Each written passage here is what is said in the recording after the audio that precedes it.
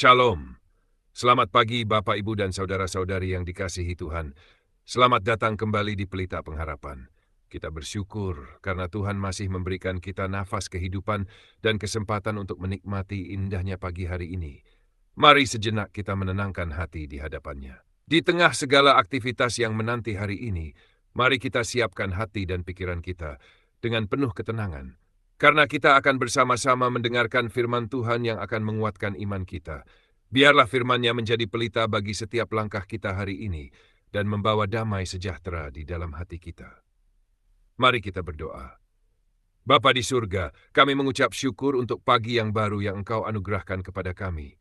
Terima kasih untuk nafas kehidupan, kesehatan, dan kasih setiamu yang selalu baru setiap pagi. Saat kami datang di hadapan-Mu hari ini, kami menyadari bahwa tanpa Engkau, kami tidak sanggup menjalani hidup dengan kekuatan kami sendiri. Karena itu Tuhan, kami datang dengan hati yang rendah, mengakui bahwa kami sungguh membutuhkan Engkau. Roh Kudus, pimpinlah hati dan pikiran kami saat merenungkan firman-Mu. Bukalah telinga rohani kami agar kami tidak hanya mendengar dengan pikiran, tetapi juga mengalami sentuhan-Mu di dalam hati kami. Ajarlah kami untuk semakin mengandalkan Engkau, bukan kekuatan diri sendiri atau hal-hal duniawi. Bapa, kami juga menyerahkan seluruh aktivitas sepanjang hari ini ke dalam tangan-Mu. Pimpin setiap langkah kami, berkati pekerjaan kami, jaga keluarga kami, dan mampukan kami menjalani hari ini seturut kehendak-Mu. Biarlah dalam segala hal hidup kami memuliakan nama-Mu. Di dalam nama Tuhan kami, Yesus Kristus, kami berdoa. Amin. Shalom, selamat pagi Bapak, Ibu, dan saudara-saudari yang terkasih dalam Tuhan Yesus. Sebelum kita memulai hari ini, saya ingin mengajak Anda merenungkan satu pertanyaan yang mungkin cukup dalam. Jika semua hal yang selama ini membuat Anda merasa aman, tiba-tiba hilang, uang, pekerjaan, kenyamanan, bahkan kekuatan diri Anda sendiri, apakah hati Anda masih bisa tenang? Atau jangan-jangan selama ini kita merasa kuat karena apa yang kita miliki, bukan karena Tuhan? Pagi ini, Tuhan ingin mengajarkan satu pelajaran rohani yang sangat penting, tentang apa artinya miskin di hadapan Tuhan. Mungkin kalimat ini terdengar asing bagi sebagian orang, tetapi sederhana artinya. Menjadi miskin di hadapan Tuhan berarti menyadari dengan jujur, Tuhan, tanpa Engkau aku tidak sanggup hidup. Ini bukan bicara tentang miskin secara materi, bukan tentang tidak punya uang, makanan, atau kebutuhan hidup. Melainkan tentang kesadaran bahwa tanpa Tuhan, kita tidak mampu hidup sesuai kehendak-Nya. Saudara yang terkasih, sebagai orang percaya yang sudah ditebus oleh darah Tuhan Yesus Kristus, kita adalah milik Tuhan. Dan kalau kita milik Tuhan, itu berarti kita sudah berada dalam pemeliharaannya. Artinya, Anda tidak sendirian. Anda punya Bapa di surga. Bapa yang melihat air mata Anda. Bapa yang tahu pergumulan Anda. Bapa yang tidak pernah lalai menjaga hidup Anda. Karena itu, mengandalkan Tuhan bukan hanya soal meminta pertolongan untuk kebutuhan sehari-hari. Lebih dalam dari itu, mengandalkan Tuhan berarti membiarkan Tuhan membentuk hidup kita, supaya kita semakin serupa dengan kehendak-Nya. Sekarang, mari kita jujur kepada diri sendiri.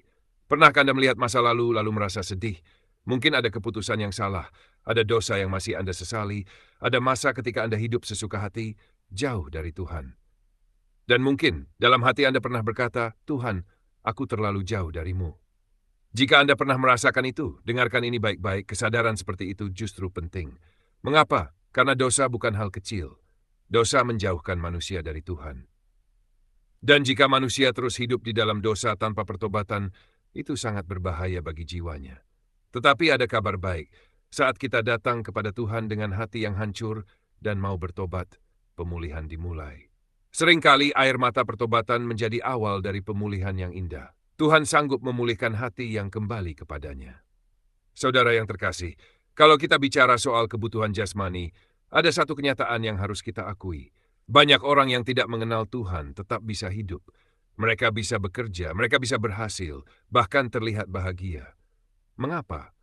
Karena Tuhan menetapkan prinsip dalam dunia ini. Apa yang ditabur, itulah yang dituai. Orang yang rajin biasanya menuai hasil. Orang yang disiplin biasanya bertumbuh. Bahkan orang yang tidak percaya kepada Tuhan pun bisa mengalami keberhasilan secara dunia. Tetapi hidup orang percaya tidak berhenti pada keberhasilan dunia. Tujuan hidup kita bukan sekadar sukses. Tujuan kita adalah menjadi manusia yang berkenan kepada Tuhan, menjadi semakin serupa dengan Kristus. Dan untuk sampai ke sana, kekuatan manusia tidak cukup. Kita membutuhkan Tuhan. Kita membutuhkan anugerah-Nya setiap hari. Anugerah adalah kasih Tuhan yang diberikan kepada kita, meskipun kita tidak layak menerimanya. Rasul Paulus memahami hal ini. Dalam Filipi pasal 3, Paulus berkata bahwa ia mengejar panggilan Tuhan karena Kristus lebih dahulu menangkap hidupnya. Artinya sederhana, Paulus bisa mengejar Tuhan, karena Tuhan lebih dahulu bekerja di dalam dirinya. Itulah anugerah. Tetapi anugerah bukan alasan untuk hidup sembarangan. Justru anugerah membuat kita terus bertumbuh. Dan semakin kita bertumbuh, semakin kita sadar, kita lemah. Kita tidak kuat sendirian. Kita membutuhkan campur tangan Tuhan setiap hari. Firman Tuhan dalam Matius 10 ayat 28 berkata, "Janganlah kamu takut kepada mereka yang dapat membunuh tubuh." Melalui ayat ini, Tuhan Yesus sedang mengajarkan tentang prioritas hidup. Jangan terlalu takut kehilangan hal-hal duniawi. Jangan biarkan hidup Anda dipenuhi kecemasan tentang uang, pekerjaan, atau masa depan. Bukan berarti kita boleh malas, tidak. Tuhan tetap ingin kita rajin, bekerja dengan sungguh-sungguh, bertanggung jawab, jujur dalam segala hal. Kita tidak dipanggil menjadi orang yang suka mengeluh dan terus-menerus merengek. Kita dipanggil menjadi pribadi yang dewasa. Pribadi yang bekerja keras, tetapi tetap bersandar kepada Tuhan. Sebab Tuhan tidak pernah melupakan anak-anak-Nya. Jangan ragukan Bapa. Dia tahu kebutuhan Anda, Dia tahu pergumulan Anda, Dia tahu beban yang sedang Anda pikul. Saudara yang terkasih, mungkin pagi ini Anda sedang lelah. Mungkin ada pergumulan yang tidak Anda ceritakan kepada siapapun. Mungkin Anda tersenyum di luar, tetapi diam-diam hati Anda sedang menangis. Kalau itu yang Anda rasakan, saya ingin Anda mendengar ini. Tuhan berkata, "Jangan ragukan tanganku yang kuat yang melindungimu." Anda milik Tuhan, Anda berharga baginya. Dia tidak akan meninggalkan Anda. Kalaupun Tuhan mengizinkan proses yang sulit, itu bukan berarti Dia tidak mengasihi Anda.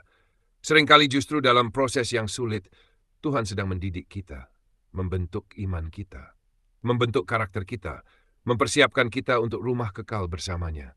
Saudara, dunia ini sedang bergerak menuju kegelapan. Kebenaran sering ditolak, dosa dianggap biasa, keegoisan dianggap wajar. Karena itu, kita tidak bisa hidup sembarangan. Kita perlu hidup dengan takut akan Tuhan. Takut akan Tuhan bukan berarti takut seperti kepada ancaman.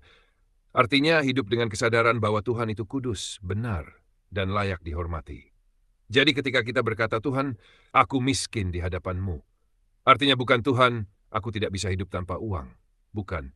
Artinya adalah, "Tuhan, tanpa Engkau aku tidak bisa hidup benar. Tanpa Engkau aku tidak sanggup hidup berkenan kepadamu." Inilah inti kehidupan rohani. Masalah terbesar manusia bukan kekurangan uang.